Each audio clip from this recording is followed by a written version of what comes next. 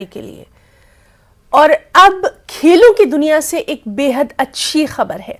Commonwealth games 2022 के 9वें दिन भी हिंदुस्तानी खिलाड़ियों का जलवा खूब देखने में आया।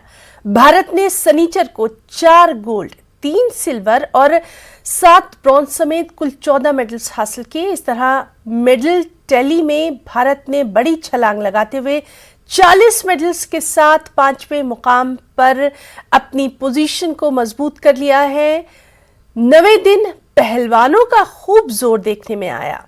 विनीश फोगाट, रवि कुमार दहिया और नवीन ने अपने अपने जुमरे में गोल्ड मेडल हासिल किया। बर्मिंघम में खेले जा रहे दौलत मुश्तरका खेलों में हिंदुस्तान की झोली में मजीद मेडल्स की उम्मीद भी की जा रही है और चारों तरफ से इन खिलाड़ियों को मुबारकबाद भी लगातार पेश की जा रही है।